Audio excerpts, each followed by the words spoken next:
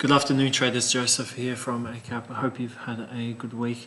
I did my best to sort of catch up on a few things this week, as I had a shortened week due to being a bit sick during the middle of the week. So if I have missed anything, please don't shoot me for that. So really this week there's been two key factors. There was US CPI, which came in below expectations, and the PPI backed that up yesterday as well, coming in lower than expected. So pressure looks to be off a bit with inflation, but it didn't really give us a response that we would have been expecting. You know, traditionally seeing risk markets rally and the dollar fall. We actually saw the dollar rise, and risk markets had a bad day. Pretty average week so far. We're just looking at the euro here and the Aussie.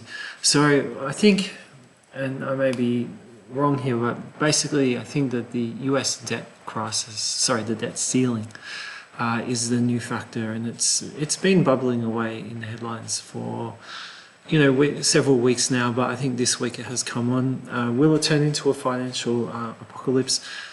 Probably not. Even if it does go right down to the wire, I think the US will step in and raise the limit. It's not as critical as a lot of reports might suggest. It can be pushed out to July or September, I believe. So there's still plenty of time there, but I think there has been a bit of worry there, just combined with still lingering worries around the banking sector as well, but that does also look to have subsided a little bit. But the real markets we have been seen selling have been crypto. Stocks haven't had really the best week so far this week, regardless of the CPI. So we can see this week here on the US 30, it's been pretty negative.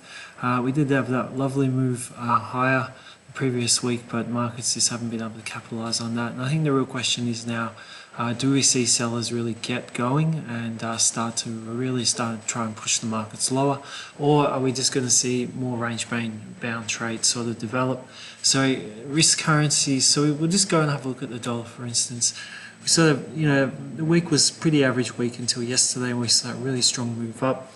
Now, last night we had obviously the PPI, which came in less than expected, and there was the interest rates in the UK, which went up as expected to 4.50%, and there was some comments as well from the ECB president, but the reaction definitely wasn't what you'd expect. So that's why I'm sort of leaning to, there's a bit of fear at the moment, and a bit of money moving back into risk currencies with worry around possible situation of the US debt ceiling, and the dollar moving up sort of could reflect that. So we'll have to just keep an eye on that story as it continues to go. The dollar, for instance, at the moment, it has had a really good day yesterday, but it's back at a level, it's at really that 102 level and just above. We haven't seen it break or trade above that level, going back to really back to April and sort of early mid-April. So if the dollar's still range bound, so there's no huge screaming warning or anything going on right now. It had a good day yesterday, that's fine. But really, before we can really start to think anything else on the dollar index, we need to see this level here broken, and we need to see buyers really break it. And then they've got more resistance to face up at 102.55. So if we do see another move down into the range, we just expect it to continue to play this range-bound trade for a bit longer. And I think as well with some of the risk currencies, we'll just have to see if these moves do actually mean something. We did have a test of the low. Buyers are fighting back at the moment, and is it really telling us there's been a change in momentum? I don't think that we know just yet. We've seen a bit of a range breakout to the lower side on the Euro USD. Obviously there's that key resistance up at 1065. Again, we need to see another rally and a break of this low, and just a real cementing of a trend break here to really get that opinion going. So the dollar CAD had a lovely day yesterday with oil once again coming off, and we saw a very strong move here. Again, it's still range bound. We don't have any clear direction just yet.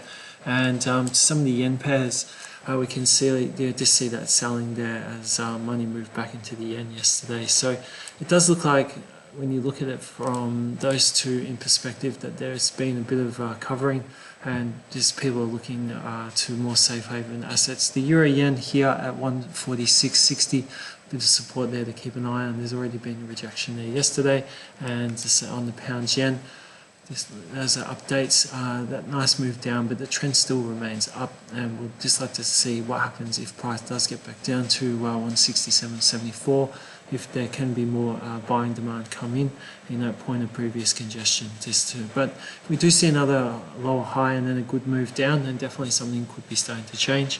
The dollar yen had a pretty flat day yesterday. It didn't really do much moves, and it's still really trading range bound between 134.17 and 135.19. So gold, after that really nice push high we've seen previously, we had this lower high set up and a bit of a move lower, and we are just watching to see what's next for price. We're still in this uptrend, but it has started to turn into more of a consolidation. That could also be viewed as distribution, but it doesn't look maybe wide enough to be distribution. There's a good wide point here. Generally it's a bit wider before you have that that nice move out of it, just to signify distribution. Accumulation is normally a bit tighter, like you can see here, before we have that trend. So continue to see. Really, I think it comes down to now what if the dollar does get pounded, or if it does start to push higher, and that will help give gold a bit of direction. Now, oil at the moment is retreating quite quickly after that counter rally that we did see, sort of stopping this move down. The V reversal isn't looking that crash hot at the moment. We would have liked to see one more leg up before we had a move down, just to show more buy strength. So we'll continue to watch oil, and the possibility, if things do remain on the bearish side, if we do see a move back to test 67.26 or even these levels here. But at the moment, we just need to see if sellers are able to continue to push the market lower, and if we do see a new rally, if that rally turns into a faded lower high, and then we do see a break of the low and then a new push down. So over the stocks, so stocks definitely didn't have a great week so far, but the US 30 is technically sort of range bound at the moment. European stocks as well, like the DAX is just range bound at the moment. There's not a lot going on. We'd need to see something really get a bit of drive going, either to the downside or to break this resistance and continue this trend up. And a similar story on the others, and we'll just touch on a few of them. The SPX as well, we're just seeing a bit of range bound play here. We haven't been able to beat this resistance at 41.73, and there's a lot of defense at 40.57, and the NDX, which was looking the best out of them all, has continued to push on. We've seen that breakout this week, and we've seen a push into new yearly highs. So if you were looking for something with the best movement right now, it'd definitely be the NDX, as it continues to hold this breakout with 2 new sessions, including today, hitting new yearly highs at this stage today.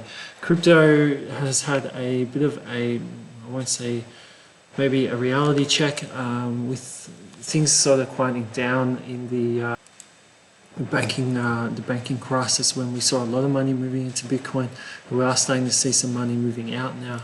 I wouldn't say it's panic stations just yet. This weekly trend is still pretty firm. Just you'd want to see a new higher low come in, maybe even consolidation. The weekly CCI is under that 0, but with this trend still pointing upwards, that's not a bad thing. We'll just continue to look for a new consolidation or higher low, and then see if buyers can get back on track. And similar story across most of the coins this week. Ethereum, for instance, as well.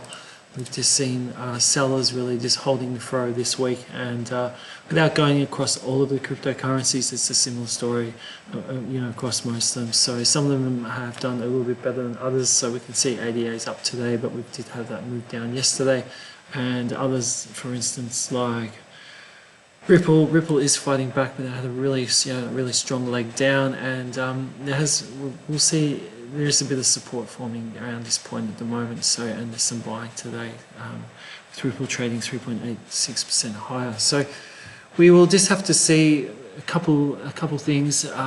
We don't have much key data to come out for the rest of the week. Inflation expectations came out in New Zealand today. It was at 2.79, well below the 3.30% they saw last time. GDP is coming out as well for the UK. shortly, around 25 minutes, and we just really have the prelim UOM consumer sentiment coming out in the US tonight, and we're looking for 63.0 compared to 63.5 last week. Now on to next week, just for a quick rundown for some of the key things that are coming out. Monday we have the Empire State Manufacturing Index, the climate count change in the UK, there's Canadian CPI data, US excuse me, retail sales on Tuesday as well. That will be looked at with a bit of interest. Wage price index coming out of Australia on Wednesday, and employment for an unemployment rate for Australia as well is coming out.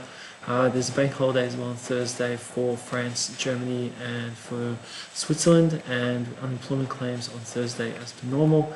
And to wrap up the week, we have Fed Chair Powell speaking, and we'll just check on that one.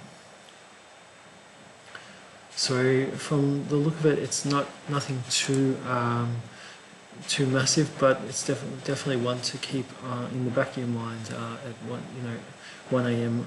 Next Saturday week during the session as it starts to wind down. So not overly massive week coming up next week, but a couple of things still to watch, and obviously focus will remain on the debt ceiling in the US.